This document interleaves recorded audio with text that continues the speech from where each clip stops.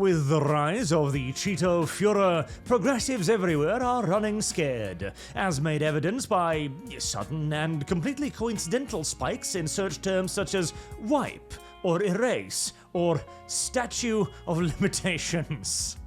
For no particular reason, of course, Quinky Dinky Winkies assuredly so, but they are all now looking towards the horizon for a hero to save them, and it's supposed to be games journalism.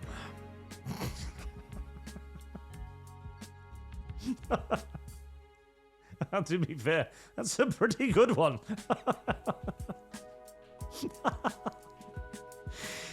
Ooh, I've been holding on to this one for a little while.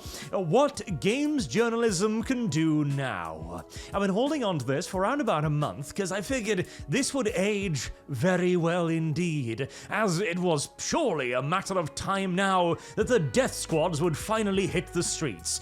Sure, they didn't come along the first term or since, but this time Trump was coming for all of the progressives, left and right, and not merely the ones that feel the urge to Google, statute of limitations shortly after his entry into office and so on. No, this was going to be a genocide. I've even seen TikTok videos with men with painted nails going, listen, you've got to get a go bag ready so you can flee the country, including your American passport. Because whilst the fascists who apparently run America would definitely execute people by the millions, they wouldn't deny you your right to travel abroad. That would just be monstrous. Surprisingly enough, not a whole lot of these threats have actually been realized. None, in fact. The main difference is that, the last time Trump entered office, he did so with a lot of unfortunate illusions in his mind and a lot of, silly ideas, like, hey, I can maybe talk to people, and maybe when I give an instruction, people will listen to it, as I am the president, etc. He didn't realize that he was entering into a situation where most of the people he was going to interact with were hostile to him, but would still smile and stab them in the back later. This time around, however, he does seem to have learned his lesson, but we're wandering somewhat off the point here. Let's see how games journalism can save the world, shall we? This feels like the last week when folks in the US can say things aren't looking good before Monday's inauguration happens and we start to see how grim things are actually going to be. I'm sure I'm not alone in wondering how to meet the moment, which is a polite way of wondering what the hell I'm going to do, not just personally and politically, but professionally. Journalism broadly has already begun to crumble. That is correct, although not quite under the onslaught. Load-bearing outlets like the Washington Post and Los Angeles Times bend the knee in advance. The potentially chilling effects of ABC settlements, which they kind of had to, otherwise they would have been judged to owe him a lot more probably. Trump and his ilk's threat against the press. As tech billionaires, people who exercise some sway or how journalism will still be able to get out in the world, line up to kiss the ring, or declare themselves the media.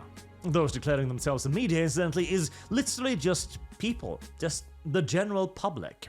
We can assume it's just going to get harder for journalism to survive, and for journalists to publish the truth. You know what? That is entirely true if you define journalism as, the previous staff of Kotaku, perhaps, on Aftermath there? That website that you ran into the ground despite countless investors, despite millions and millions of dollars being pumped into your failing company year after year? Yeah. If we define journalism as corporate journos, then yes, the world is indeed ending. See, it turns out that you were servicing a very, very, very, very small market with hard-hitting articles such as, "Bad day, here's a deer cam." Oh, brilliant. Or this guy, for example, with the United Healthcare shooter, where he goes, "The handsome suspect and his alleged actions brought the internet together." Yeah, I don't see how you're doing so poorly. Truly, it is a mystery, but hey, at least you found a good audience now on a new website that isn't Kotaku. Finally, no longer shackled by corporate management, you can reach a grand total of, let's see here, 3 commentators. Well, hey, it's something, isn't it?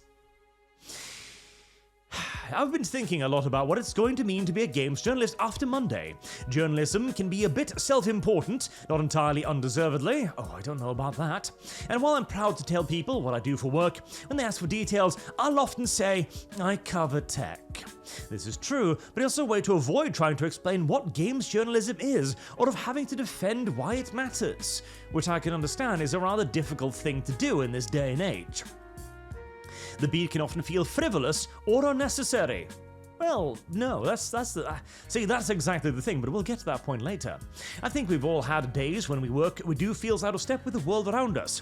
If the air of job cuts, closures, outsourcing, memory holding, and degrading reinventions are any indication that people who fund games journalism, and that's the problem, or own games outlet generally feel the same way. Media owners are happy to grind games journalists up for parts and clicks, and there's a vocal portion of our audience fed on a diet of conspiracy theories and insecurities who'll cheer them on. No, don't worry, they're not your audience. See, that is the big problem. Your audience is a very, very, very tiny number of people. The people who want to have not actually games journalism, but as they will go on to hear, writing about video games is actually writing about everything else. See, there is a very small portion of the general audience out there who goes to a video game journalism website to hear about, trans art, for example, and how Trump, despite apparently being the worst thing to ever happen to the earth, seemingly can't stop the trans art. Those damned stormtroopers are being lazy again, I tell you what. See, that's the thing. If you had simply stuck to being games journalists instead of viewing yourself as an artist, a critic, a business and a labor reporter, a service writer, a tech expert, a culture analyst. If you had simply covered video games, literally none of this would have happened. None of this. Gamergate would not have happened because we would not have had a problem with ethics in gaming journalism.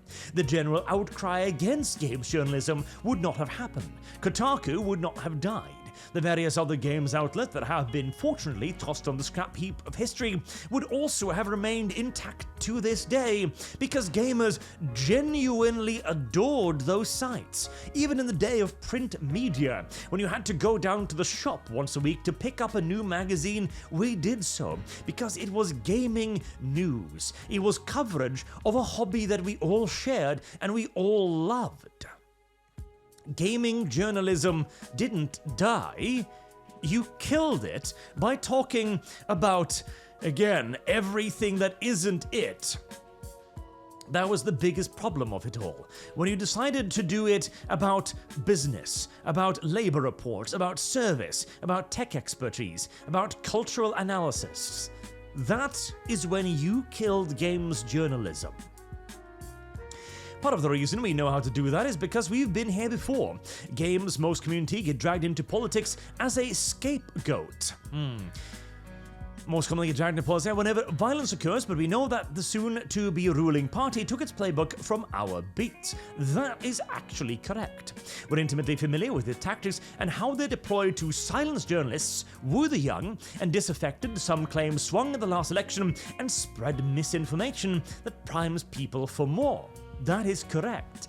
Games journalism, when it turned to critics and culture, were the first to start utilizing tools of misinformation, misdirection, of attempting to manipulate the audience, large-scale social engineering, with countless gaming websites having been revealed to have inside groups and contact with one another, so that they could drop the exact same article at the exact same time, all quoting one another to create a vision of reality that they themselves preferred. When you say that you taught all of the rest of us how to do this, you're actually kind of correct. It just turns out that we were far better students than you were teachers.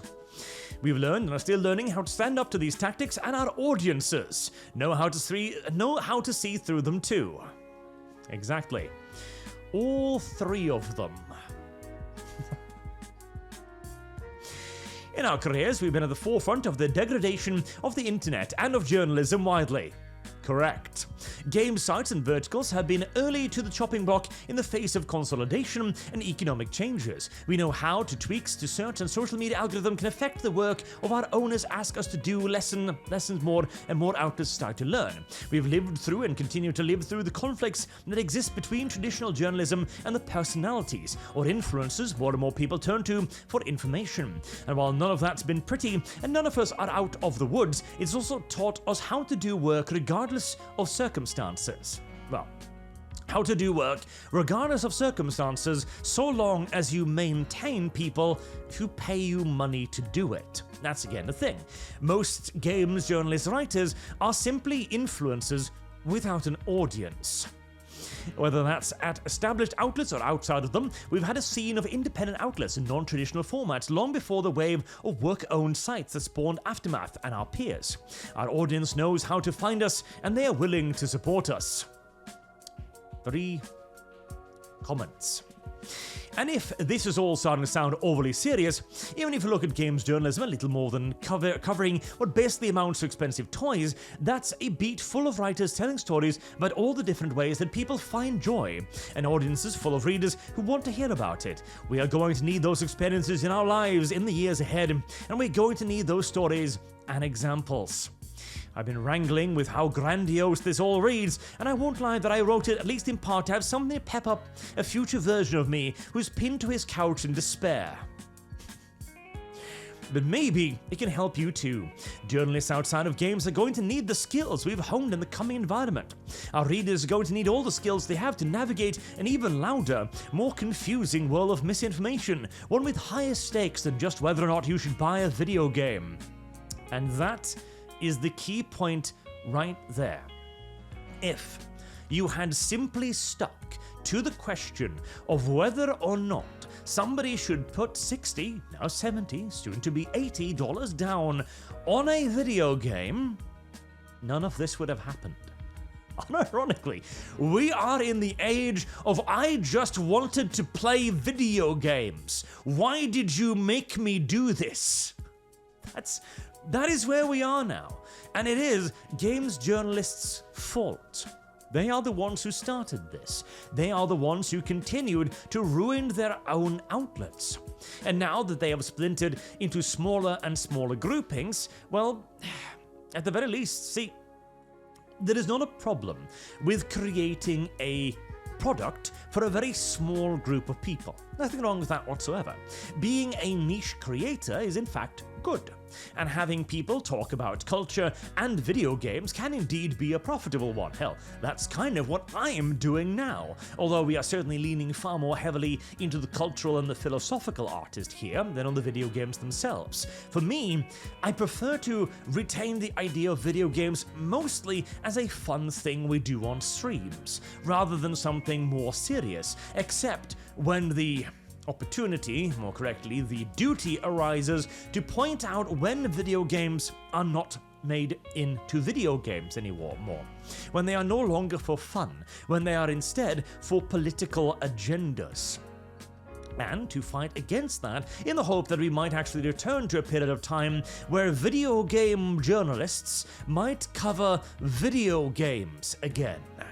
This too is why I have started on it, but I need to try and hurry up the article on why we need to claim things rather than cancelling them. For whilst cancelling a game has valuable things to it, good old-fashioned boycotts via changing culture against a product is our primary ways of gatekeeping. It is and will forever remain, in all due likelihood, our primary weapon. But we must also be able to take away things from our opposition, because that is exactly what they did to us. And this is a lesson we have yet to fully learn. I'm going to bring this example up in my video on that, but look at this. How Marvel Rivals does right by its Asian characters. You would think that Marvel Rivals would be a rejection of everything woke. It is a game with objectively attractive characters, acting in objectively attractive ways. It does not appeal to the wokest mindset in any way whatsoever. And again, 3 comments incidentally. This would be a magic number, that. And yet, still, now that the gaming journalists have realized they cannot cancel it, they pivot to making it theirs by going, oh, it's a very diverse game that respects cultural heritages of the Chinese. This is part of how you claim something. Can't cancel it, can't defeat it, can't ruin it? Well, pivot around and say, I was always on board. In fact, not only was I on board, this was always mine to begin with. And, well, as this article says, we learned most of our lessons from the ideologues that applied them against us first and foremost. This, too, is something we've got to do. But we'll get back into that in the bigger video on it, which, whilst juggling all the other project, I'm sure I'll get to it eventually. Till next time, I've been Arch. Thank you very much for watching, and I do hope to see you all again soon. Till then, have a good day.